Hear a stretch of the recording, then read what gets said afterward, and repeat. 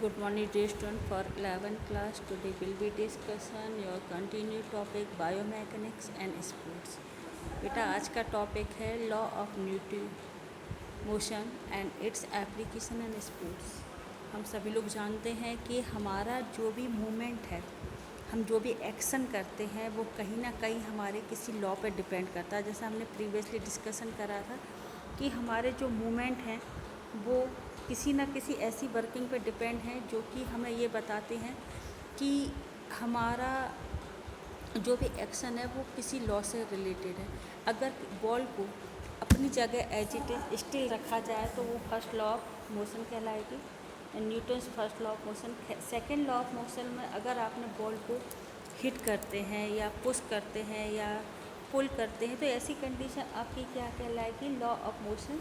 And state that the acceleration produce in the body is the proportional to the force applied clearly. And third one जो condition होती है, Newton जो third law कहलाता है, action equal and opposite reaction. तो हम लोग सभी जानते हैं कि जब कभी हम बॉल को हिट करते हैं तो उसके अगेंस्ट क्या एक्शन होगा कि बॉल आगे की तरफ मूव करने के साथ ही बॉल आगे की तरफ हिट होती है और हम लोग कहाँ पर हो रहे हैं। इसका सबसे बेटर एग्जांपल है शूटिंग। आप लोग जानते हैं कि जो शूटिंग होती है इसमें जैसे ही पिस्टल से फायर करा जाता है बुलेट आगे की तरफ मूव करती है और जो भी पर्सन है जो कि उस पिस्टल को लिए हो बैक की तरफ अपने आप को फोर्स फील करता है और पीछे की तरफ झुक जाता है। तो ये जो कंडीशन है ये आपकी फर्स्ट लॉ ऑफ मोशन की कंडीशन है। तो बेटा सेकंड वन आपके पास ये डिस्कशन हो रहा है कि इस तरीके की हम कैसे इसमें डिस्कशन कर सकते हैं। तो हमारे पास फर्स्ट लॉ ऑफ जो मोशन है, the sports involve motion and the resistance against effect to the move. Motion is to the main elements of the most sports like consist movement of the body as a particular body as the whole and the movement of some object of the body in the movement of the same part of the body। हम लोग सभी लोग जानते हैं कि हमारी body क्या है, एक मोमेंटम में होती है। जब कभी भी किसी पार्ट को रिलेटेड या किसी बॉडी को उससे रिलेटेड को रिलेट किया जाता है तो उसकी वर्किंग डिफरेंट होती है। नेक्स्ट चीज़ आपके पास आती है कि आप जब वर्क को करते हैं तो वर्क को करने के साथ साथ आपकी बॉडी का जो मोमेंटम है वो भी आपका चेंज होता रहता है। तो चेंजिंग पोजीशन में आपके पास नेक्स्ट चीज़ आती है कि the law of motion were the form. ये कब इशू किया गया था, ये किसने करा था? तो बेटा ये 1687 में आइस न्यूटन के द्वारा अप्लाइड है और इसको हम लोगों ने जो अप्लाई करा है लॉ ऑफ मोशन को इन स्पोर्ट्स, ये 90s के बिगिनिंग में ही इस तरीके की हम लोग जब किसी भी टूर्नामेंट को खेलते थे या जब स्टार्टिंग होता था तो हमेशा हम लोग ये अप्लाई करते थे कि हम किस तरीके से बॉल को हिट कर रहे हैं। तो उसमें कौन सा जो प्रीवियसली हम लोगों के रहे हैं एज ए एजुकेशनिस्ट वो हम उस समय भी ये नॉलेज देते रहे कि फोर्स को किस तरीके से अप्लाई करने पर उसका क्या रिजल्ट हमें मिलता है। तो बेटा हम यहाँ पर सबसे पहला डिस्कशन कर रहे हैं कि Newton's first law it state that a body consist and continues to remain in its state of rest of the uniform motion in a straight line unless it is completed by force to change that state। तो हम लोग सभी जानते हैं कि first law of inertia कहलाता है। ये लॉ ऑफ इनर्शिया इसलिए क्योंकि state of the position and rest, the law state that any object at rest will remain at rest if not apply the in outernal force. Object in motion will remain at motion at constant velocity unless act upon a force। जब कभी भी मैंने जो आप लोगों से discussion करके ये चीज़ कहा कि सबसे बेटर एग्जाम्पल है फुटबॉल का। तो आप जब कभी भी देखते हैं कि जब रेस्टिंग पोजीशन में ऑब्जेक्ट विल नॉट मूव और remain at state position unless force is applied. Example दिखाई दे रहा है कि football place in the penalty points well remain in the rest position and player kick the ball, force applied करता है, move the ball towards goal post. तो आप लोग सभी जानते हैं कि फर्स्ट पोजीशन में जब तक कि किसी भी आउटरनल फोर्स को अप्लाई नहीं किया जाए, लॉ ऑफ इनर्शिया ही अप्लाई होता है any type of object. Second one condition your Newton second law, it state that the acceleration produce in the body is proportional to the force applied. हम लोग सभी जानते हैं कि जब कभी भी सेकेंड लॉ के according law of the acceleration कहलाता है, इसके according law of the rest change in velocity, जो एक्सीलरेशन यहाँ पे वेलोसिटी है of an object is directly proportional to the force applied in inversely proportional to the mass of the body. आप जब कभी भी एक आउटरनल फोर्स या एक्सटर्नल फोर्स अप्लाई करते हैं किसी भी ऑब्जेक्ट के ऊपर, तो लॉ ऑफ एक्सीलरेशन कहलाता है। इसमें ऑब्जेक्ट जो है एक ग्रेटर फोर्स को अप्लाई करने के बाद उस ऑब्जेक्ट को क्या होता है, अपने प्लेस से शिफ्ट किया जाता है। तो the greater the force applied the faster is the velocity and more is displacement, and if force applied is less than the displacement is less. मतलब आप जितना ज़्यादा फोर्स अप्लाई करेंगे उतनी ही ज़्यादा फोर्सली उस ऑब्जेक्ट को फोर्स मिल रहा है और वो अपने उससे डिस्प्लेस कर रहा है। लेकिन अगर आप फोर्स कम अप्लाई करते हैं तो उसका रिजल्ट भी उतना ही होता है। तो बेटा ये है कि जब तक कि ऑब्जेक्ट पे इक्वल टू मास अगर फोर्स अप्लाई नहीं किया जाए तब तक कि वो अपने आप को उतनी वर्किंग में नहीं रख सकता है। If equal forces are applied to object of unequal mass, the object with greater mass will have less acceleration। तो आपके पास सेकंड उसका एग्जाम्पल यहाँ पर है, फॉर्मूला है sigma F equal to M A. यहाँ पर है, यहाँ पे सिग्मा एफ है नीट एक्सटर्नल फोर्स है आपका, एम इक्वल टू मास है एंड ए इज एक्सीलरेशन है।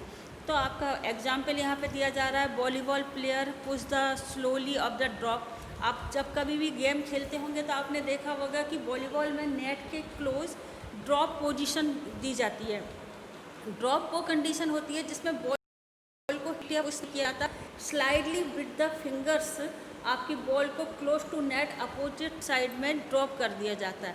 Second one is the shot put event player who exert more force and toss the shot put at correct angle has greater displacement of shot put.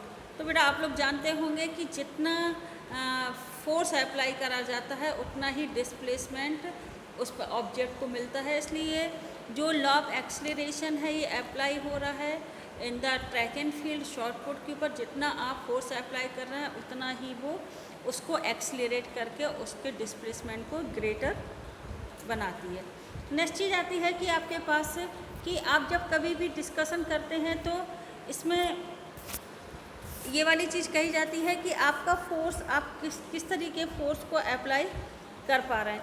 तो आप second आपका formula यहाँ पे दिया जा रहा है Newton second law, sigma F equal to M ए।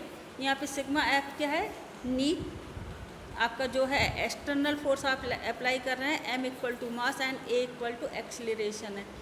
तो आप जब इसको करेंगे तो A proportional to the F force apply करा है, तो आपने जब एक्सीलरेशन दिया and proportional to the 1/m, यहाँ पे आपका मास एंड आपका पर्टिकुलर जो है टी है आपका, यहाँ पे आपको यहाँ पे जो एफ मिल रहा है वो आपको फोर्स अप्लाई कराया जा रहा है और जो ऑब्जेक्ट के ऊपर अप्लाई हो रहा है। न्यूटन्स के थर्ड लॉ में आपको देखे it state that for every action there is an equal and opposite reaction. हम लोग सभी जानते हैं, जो मैंने अभी आपसे बताया प्रीवियसली, कि जब आप कभी किसी शूटर को विथ पिस्टल देखते हैं तो जैसे ही वो गन फायर करता है वैसे ही बुलेट आगे की तरफ मूव करती है और जो पर्सन है वो कहाँ होता है, पीछे की तरफ मूव करता है, क्योंकि इक्वल एंड अपोजिट रिएक्शन उसका दिखाया जाता है कि बुलेट का आगे जाना और पर्सन का विथ जो है गन बैक की तरफ पुश होना, ये उसका इक्वल एंड अपोजिट रिएक्शन का यहाँ पर एग्जाम्पल। आप जैसे इसको बेटर एग्जाम्पल यहाँ पर स्विमिंग भी मान सकते हैं। जैसे ही आप फोर्स अप्लाई करते हैं वैसे ही पर्सन आगे की तरफ शिफ्ट करता है और जो पानी है वो कहाँ होता है, पीछे की तरफ शिफ्ट किया जाता है। तो एग्जाम्पल है आपका इसमें बेटर है कि जैसे swimming in the player push the water backward in return has the pushed forward and athlete push the starting block backward. जैसे ही आपने स्टार्टिंग ब्लॉक पर देखा होगा कि आपको ब्लॉक से क्या मिलता है, पुश मिलता है, और ये पुश किसके कारण होता है, उसमें लगे हुए ब्लॉक की कंडीशन के, एथलीट इज पुश्ड फॉरवर्ड। तो ये जो एग्जाम्पल हैं जैसे कि रनिंग के टाइम पे जब आप करते हैं तो आपका जो होता है टेक्निक्स अप्लाई करी जाती है। जैसे बास्केटबॉल में, खो खो में, ये सारी टेक्निक्स कहीं ना कहीं आपको सक्सेसफुली अप्लाई करी जाती है फर्स्ट लॉ ऑफ न्यूटन के थ्रू। एंड अदर एग्जाम्पल जैसे फुटबॉल में मैंने फील्ड ऑफ फुटबॉल बताया, फिर नेक्स्ट बताया remain rest in the position of the penalty kick वाला, सेकंड वाला बताया। तो ये फर्स्ट एग्जाम्पल में आपको फुटबॉल का लिखिएगा और सेकंड पोजीशन में आपका लिखिएगा forward kick into the player. Second Newton's law apply में करेंगे आप कि change in the speed of the basketball and the cricket ball depend on the force with the watch it the has been hit। तो जब आप कभी भी इस तरीके से hit your opponent and the similar, वो आपको क्या होता है, आपको एक फोर्स मिलता है और there is more possibility that you will force him back. And next चीज़ आता है थर्ड लॉ ऑफ न्यूटन में, required in to force his foot against the ground with the greater force order to the similar forward condition in force। तो इसमें आपको जो मैंने आपको बताया कि जैसे कि आपका आप बैठते हैं उसके ऊपर ब्लॉक के ऊपर, तो आपको एक जैसे ही गन का फायर होता है on your mark set and go वाली कंडीशन में जैसे ही अप्लाई होता है वैसे ही आपको क्या होता है, एक फोर्स उन ब्लॉक के थ्रू मिल रहा है और आप आगे की तरफ पुश करते होंगे। तो इसी तरीके से swimming push against the starting block and she has the stand in the downward force against the block. The block also is the return exert the same force upward and forward against the swimmer. तो यहाँ this action of the swimmer is to push draw and but he will go unless there in the return. तो अब आपको ये clearly हो गया होगा कि न्यूटन्स के जो लॉ हैं वो एज ए स्पोर्ट्स हम लोग किस तरीके से अप्लाई कर पाते हैं। तो आई होप आज आपको इस वीडियो के थ्रू ये न्यूटन्स का लॉ का क्लियर हो गया होगा कि न्यूटन्स के लॉ को हम लोगों ने किस तरीके से अप्लाई करना है। तो बेटा इससे रिलेटेड जो भी क्वेश्चन है, जैसे first question what is the Newton's first law is called law of inertia, second Newton's law of the acceleration। third question what is the Newton third law of the action and opposite reaction। every action there is equal and opposite reaction। in case in penalty point will stop in the ball is the first example of Newton's law। second example of Newton's law volleyball push in slowly drop and third Newton's law as a swimmer या block. तो इस तरीके के छोटे छोटे question आज आप लोगों को क्लियर हो गए होंगे। आई होप आपको ये चैप्टर समझ आ गया होगा। मैं आपको छोटे छोटे पार्ट्स में इसलिए समझा रही हूँ क्योंकि इसको आप लोग क्लियरली अपने उसमें नोट डाउन कर सकते हैं। I hope you like my video and subscribe my channel. Thank you students.